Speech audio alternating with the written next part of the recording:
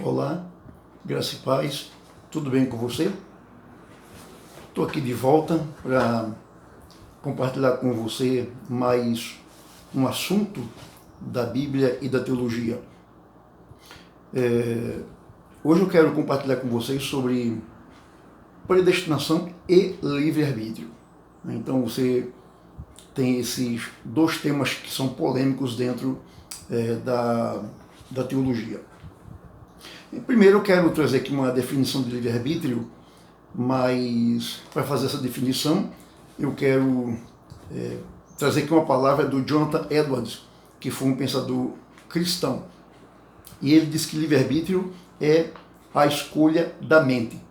O que significa? Isso significa que antes que façamos quaisquer escolhas morais, precisamos primeiro ter alguma ideia do que é que nós estamos escolhendo. Minhas inclinações e motivos são moldados pela minha mente. Ou seja, eu tenho que saber o que é que eu estou escolhendo. Daí o Edwards dizer que livre-arbítrio é a escolha da mente. E ele diz mais que a vontade sempre escolhe de acordo com sua mais forte inclinação do momento.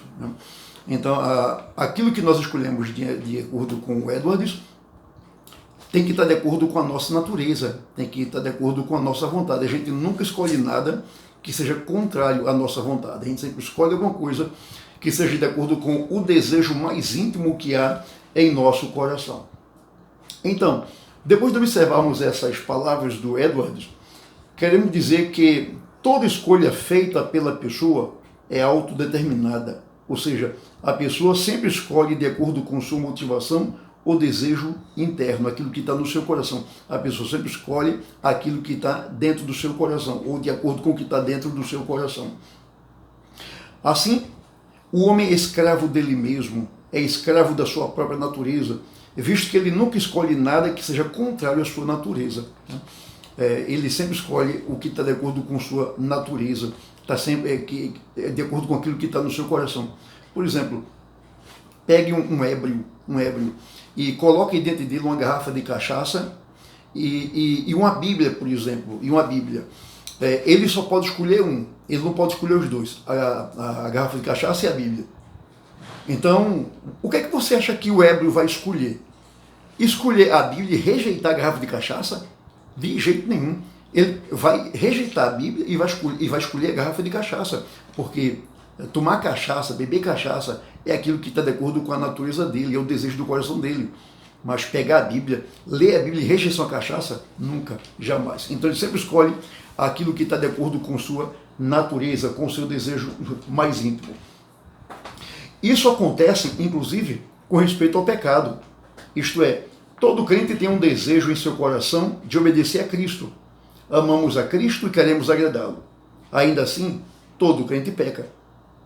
A dura verdade é que, no momento em que pecamos, desejamos o pecado mais fortemente do que desejamos obedecer a Cristo. Agostinho, em certa ocasião, diz que quando nós pecamos, tudo o que nós queremos naquele momento é pecar. É pecar. Se desejássemos sempre obedecer a Cristo, mais do que desejamos pecar, nunca pecaríamos. Mas por que a gente peca? Porque há muitos momentos em nossa vida que o que a gente quer é pecar, a gente não quer Cristo, a gente quer pecar. Então o pecado é o desejo do nosso coração. Sempre escolhemos o que queremos.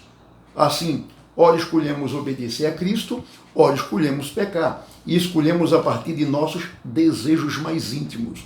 Então, quando escolhemos a Cristo, é porque há em nosso íntimo um desejo muito forte por Cristo. Mas quando escolhemos pecar, é porque existe um desejo muito forte em nosso coração pelo pecado. Assim, um desejo maligno produz escolhas malignas e ações malignas. Um desejo piedoso produz escolhas piedosas e ações piedosas. Jesus fala da ação humana como ligada à sua natureza, usando a figura da árvore e seus frutos. Então, o que é que a árvore boa produz? Frutos bons. O que é que a árvore má produz? Frutos maus. A árvore boa não produz frutos maus, a árvore má não produz frutos bons. Assim o homem, se o homem tem um coração bom, ele produz ações boas. Se o homem tem um coração mau, ele produz ações más. Então, se o coração do homem deseja Cristo, ele vai produzir fruto de justiça. Se o coração do homem deseja o pecado, então ele vai produzir fruto da injustiça, fruto do pecado. Né? Então ele sempre age de acordo com o que está no seu coração, de acordo com o seu desejo mais íntimo. Então, depois dessa definição de livre-arbítrio, segundo Jonathan Edwards e a nossa explicação, em segundo lugar, eu quero falar sobre capacidade natural e capacidade moral. Né? Então, nós afirmamos que, no que diz respeito à capacidade natural, isso é ponto pacífico. Todo homem tem capacidade natural de praticar aquilo que é natural. Por exemplo, o homem é capaz de pensar, de andar, de falar, de ver, de ouvir e de fazer escolhas. E ele sempre escolhe o que está de acordo com o seu desejo. Ele escolhe, por exemplo, o sabor do sorvete que quer tomar, ele escolhe o curso que quer fazer na universidade, ele escolhe qual tipo de roupa quer usar para um encontro com uma menina, com a moça, ou a moça com o rapaz. Então é preciso lembrar que essa capacidade natural, ela, embora ela exista, ela não é ilimitada. Né? Ou seja, há coisas que nós queremos fazer, mas que nós não conseguimos fazer, embora seja natural. Embora haja em nós essa capacidade natural, tem coisas que a gente quer fazer, mas não pode fazer. Por exemplo, uma pessoa pode desejar voar, mas ela não tem os equipamentos necessários para voar. E se ela pular de cima de um prédio de 20 andares, achando que vai voar, sem os equipamentos necessários, ela vai se esborrachar lá embaixo. A pessoa que atravessar o oceano nadando sem os equipamentos necessários para isso, né, ela não vai conseguir o seu intento. A pessoa pode querer sair de férias, por exemplo, para uns merecidos descansos, mas de repente ela sofre um acidente e em vez de sair de férias, ela vai ficar internada durante um bom tempo no hospital.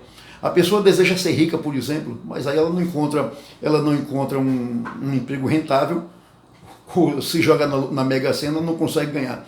Então o desejo de ficar rico nem sempre acontece. Né? Então nem sempre aquilo que a gente quer fazer, a gente consegue fazer. Logo, a nossa capacidade natural é limitada e não ilimitada. Então podemos dizer que não há problema em acreditarmos na capacidade natural da pessoa. Eu acho que não tem problema. O problema da pessoa está na sua capacidade moral, de escolher fazer o bem espiritual, de escolher a Cristo, de escolher a graça de Deus. Aí é onde reside o problema.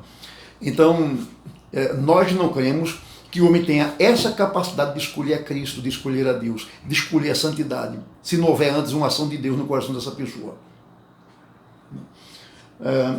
Gênesis, por exemplo, capítulo 5, capítulo 6, verso 5 e o capítulo 8, verso 21, essas duas passagens dizem que o coração do homem decaído abriga continuamente desejos que são continuamente maus.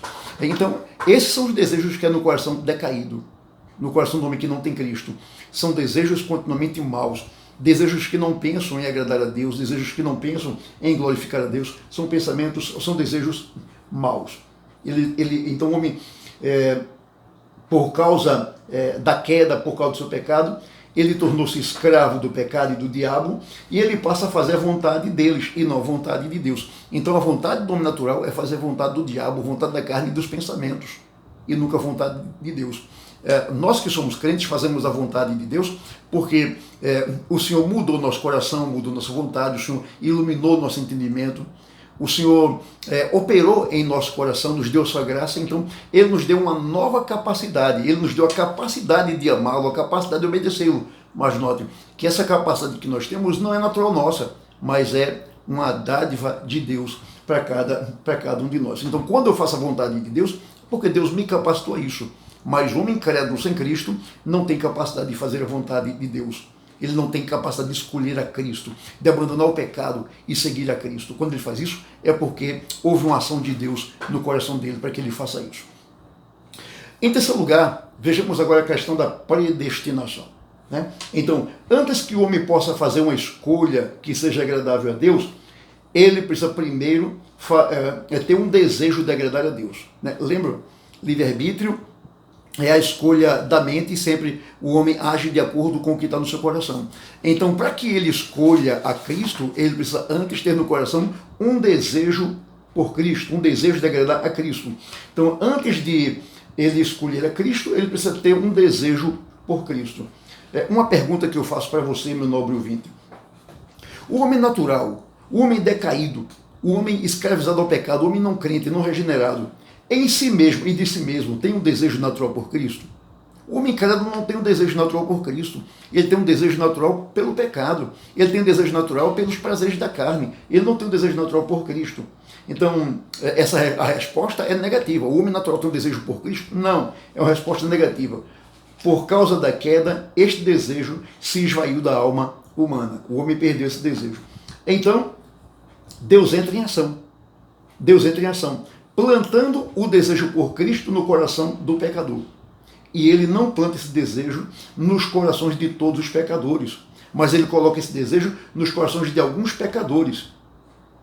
E então, quando ele coloca esse desejo no coração de alguns pecadores, esses pecadores que receberam esse desejo, vêm a Cristo, porque recebem a capacidade de Deus, da parte de Deus, de vir a Cristo. Né?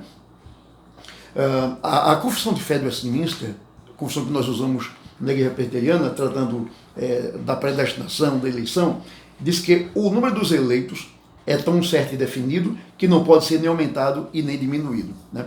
Ou seja, se Deus predestinou 100, Deus chamou 100, Deus justificou 100 e Deus glorificou 100.